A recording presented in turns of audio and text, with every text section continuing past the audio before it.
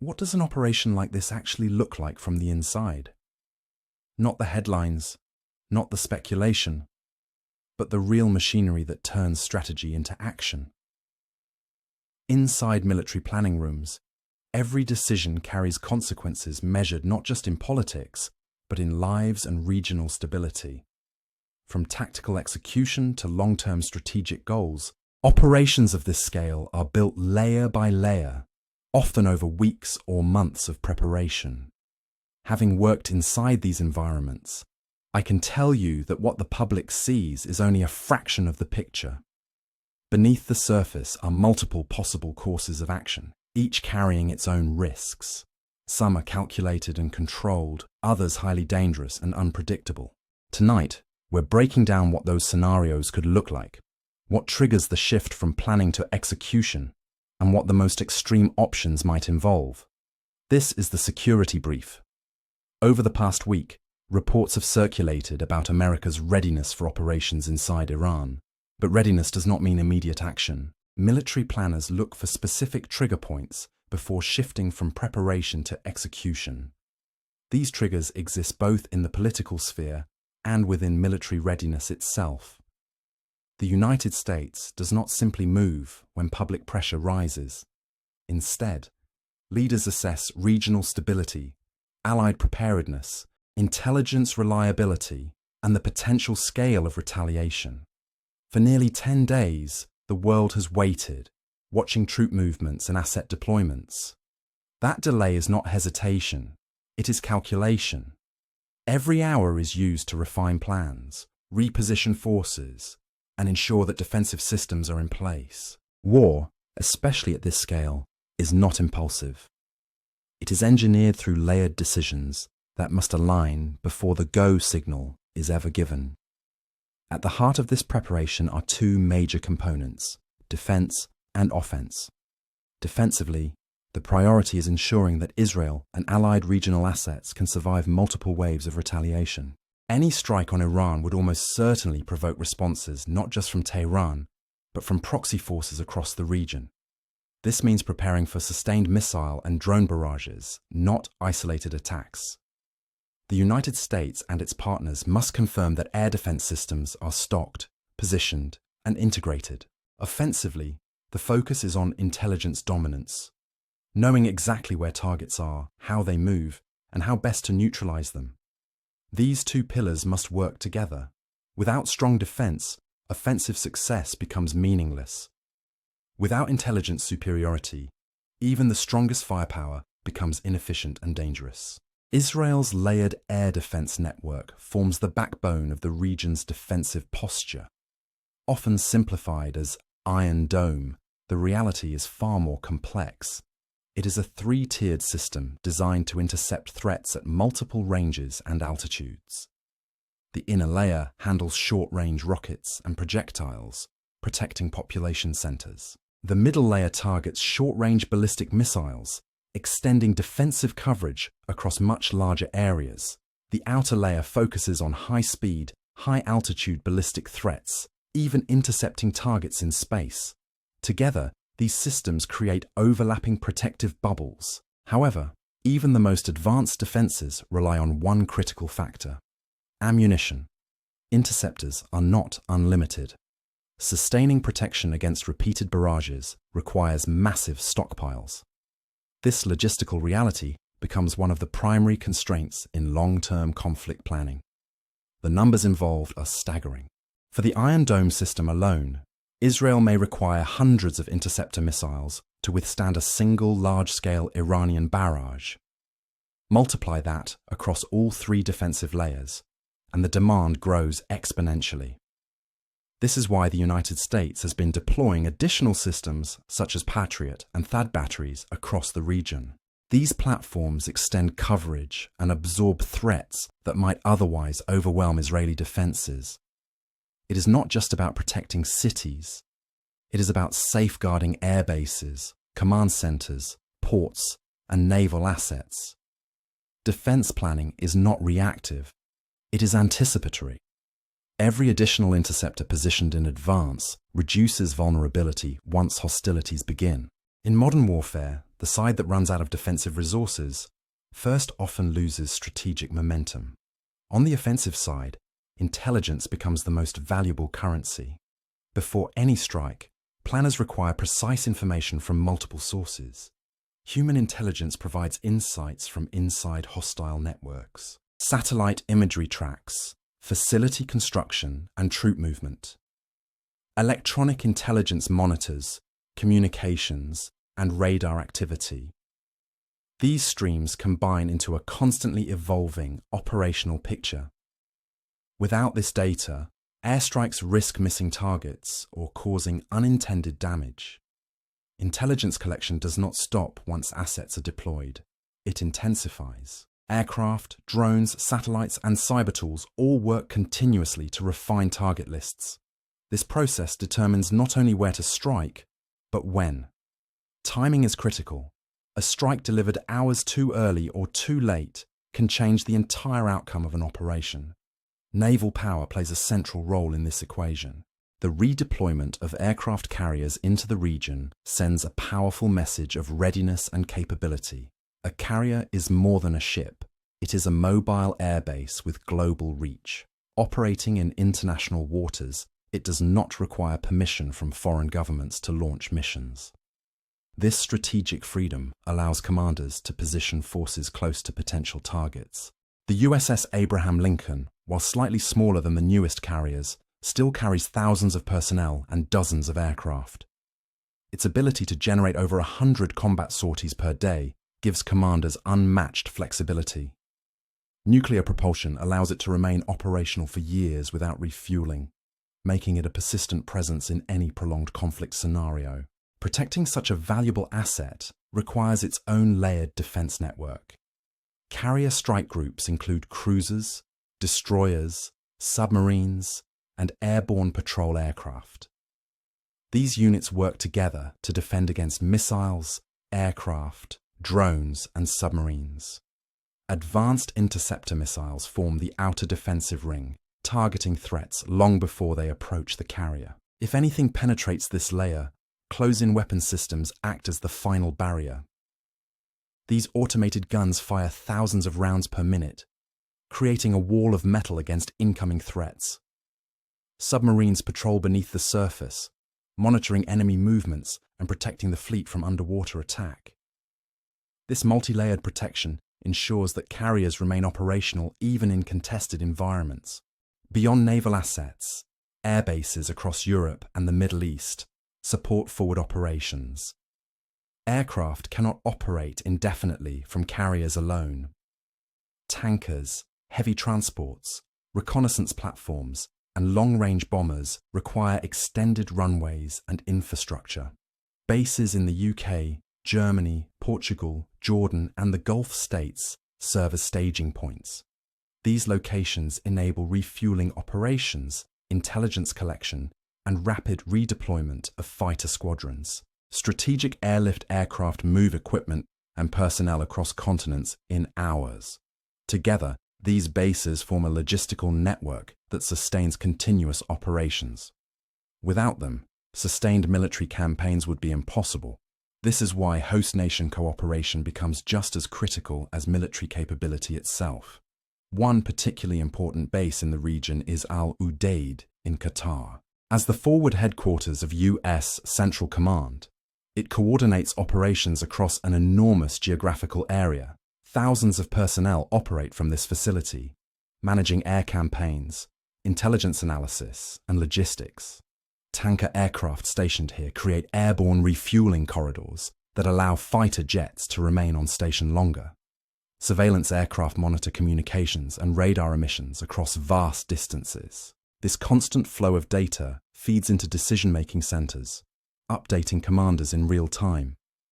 In many ways, Al Udeid acts as the nerve center of American operations in the Middle East, connecting distant assets into one integrated fighting force. Naval operations extend beyond carriers alone. The US Fifth Fleet, based in Bahrain, oversees security across the Persian Gulf, the Red Sea, and the Strait of Hormuz. This narrow waterway is one of the most critical shipping routes in the world, Any disruption here impacts global energy markets and international trade. Maintaining control of these sea lanes is a strategic priority. Patrol ships, surveillance aircraft, and allied naval forces work together to monitor traffic and deter hostile actions. During periods of tension, naval activity increases dramatically. The presence of warships alone often serves as a deterrent, signaling that any attempt to disrupt maritime traffic will face immediate response. Strategic bombers represent another layer of deterrence and capability. Aircraft like the B-2 Spirit stealth bomber are designed to penetrate heavily defended airspace. These platforms can carry specialized bunker-busting weapons capable of destroying hardened underground facilities. While they may not always be visibly deployed to forward bases, their presence remains a constant factor in strategic calculations. Sometimes bombers operate directly from the continental United States, flying long-duration missions that surprise adversaries. This unpredictability forces opponents to spread their defenses, stretching resources thin. Strategic air power is not just about destruction, it is about shaping enemy behavior by maintaining uncertainty. As tensions rise, air defense systems continue to be repositioned across Allied territory. Patriot and THAAD batteries provide additional protection against ballistic and cruise missiles. However, visibility cuts both ways. Satellite imagery shared by foreign powers can reveal these deployments, allowing adversaries to map defensive layouts. This highlights a modern battlefield reality. Information itself becomes a weapon. Every movement is tracked, analyzed, and shared across digital networks. This constant surveillance means planners must adapt continuously, shifting assets and updating positions to avoid predictability. In this environment, deception and misdirection become as important as firepower. When planners consider possible courses of action, they often categorize them by risk level. The most dangerous option involves targeting senior leadership figures within hostile regimes. Such operations aim to destabilize command structures and disrupt coordinated responses. However, they also carry extreme political and military consequences. Removing a leader does not guarantee stability. It can create power vacuums, internal chaos, and unpredictable retaliation. Because of this, leadership targeting operations remain among the most sensitive and heavily debated options. They require near-perfect intelligence, flawless execution, and extensive contingency planning. Even then, the outcomes remain uncertain. Planning for such operations begins long before forces move into position. Special operations units train for years to prepare for these scenarios. Aviation regiments capable of night insertion practice low-level flying under night vision, formation maneuvers, and threat avoidance. Ground teams rehearse building entry, extraction procedures, and rapid evacuation under fire. Every movement is scripted, timed, and tested. Yet no plan survives first contact with reality unchanged. This is why flexibility is built into every phase. Teams prepare for multiple contingencies, alternate routes, and emergency extraction options. Precision and adaptability become equally important in high-risk missions. Geography plays a decisive role in operational planning. Unlike operations conducted near coastlines, deep inland targets require extended flight times and complex logistics. Long-distance helicopter insertions increase exposure to air defenses and ground-based threats. To mitigate this, planners may establish forward operating bases closer to target areas. These temporary hubs allow aircraft to refuel, regroup, and launch shorter-range missions. Establishing such bases often requires preliminary strikes to neutralize nearby threats. This layered approach ensures that high-risk missions are not launched blindly into hostile territory. Instead, the battlefield is shaped gradually before the main operation begins. Another major objective under consideration involves Iran's nuclear infrastructure. Intelligence reports suggest ongoing construction and repair at key facilities. Preventing the completion of these sites remains a strategic priority for the United States and its allies. Targeting nuclear facilities requires specialized munitions and precise timing. Hardened structures often lie deep underground, protected by reinforced concrete and layered defenses. Air campaigns designed to disable these sites typically involve multiple strike waves. Initial attacks focus on air defenses, followed by precision strikes on key infrastructure. This process minimizes risk to pilots while maximizing operational effectiveness. Before any major offensive action, suppression of enemy air defenses becomes essential. Electronic warfare aircraft jam radar systems, disrupt communications, and confuse targeting networks. Stealth aircraft gather sensor data and relay it back to command centers. Together, these platforms weaken the enemy's ability to detect incoming strikes. Once air defenses are degraded, conventional strike aircraft move in to target missile launchers, command facilities, and logistics hubs. This staged approach reduces the overall threat to friendly forces. It also shortens mission timelines, limiting the window for enemy retaliation. Coordination with allied forces further expands operational reach. Israeli Defense Forces, European special units, and regional partners all contribute unique capabilities. Intelligence sharing, joint exercises, and combined planning enhance effectiveness. Each partner brings regional knowledge, specialized skills, or strategic positioning. Multinational cooperation also spreads operational risk and political responsibility. However, it adds complexity. Different command structures, rules of engagement, and national priorities must be aligned. Achieving this synchronization is one of the most challenging aspects of coalition warfare.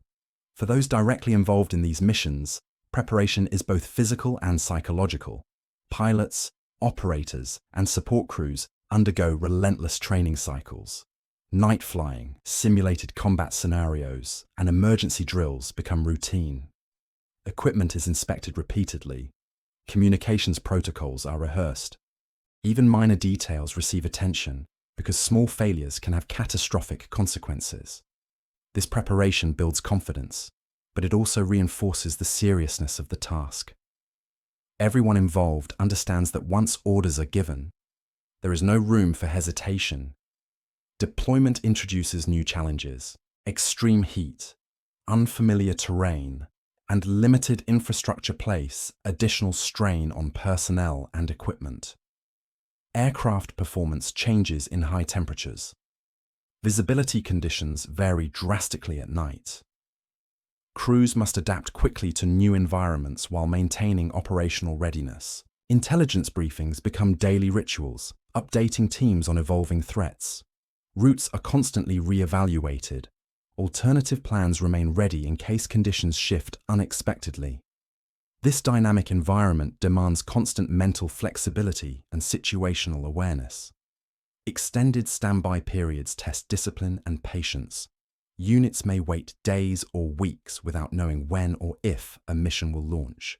During this time, training continues, equipment is maintained, and contingency plans are refined. The psychological pressure of anticipation can be intense. Maintaining focus while avoiding burnout becomes a leadership challenge. Commanders balance readiness with rest, ensuring teams remain sharp without becoming exhausted. This waiting phase is often the most difficult part of deployment, requiring mental resilience as much as physical preparation. Operational adaptability remains essential. Intelligence updates can force last-minute changes. Weather conditions may alter flight plans. Political developments might delay execution. Teams train specifically to handle these uncertainties. Rapid replanning becomes second nature. Mission success depends not just on original strategy, but on the ability to adjust in real time. This flexibility separates effective units from ineffective ones. It also highlights why experience matters so much in high-risk operations. Behind every visible movement lies a massive logistical network. Fuel, ammunition, spare parts, food, medical supplies, and communications equipment must be delivered continuously. Transport aircraft operate around the clock. Supply convoys move between bases. Maintenance crews work tirelessly to keep aircraft operational. Without this logistical backbone, even the most advanced military force would grind to a halt. Logistics rarely appear in headlines, yet they determine how long operations can be sustained. Strategic communication also plays a role. Public statements, media briefings, and diplomatic messaging shape international perception. Sometimes, visible military movements serve as signals rather than preparation for immediate action. Deterrence often relies on showing capability without using it.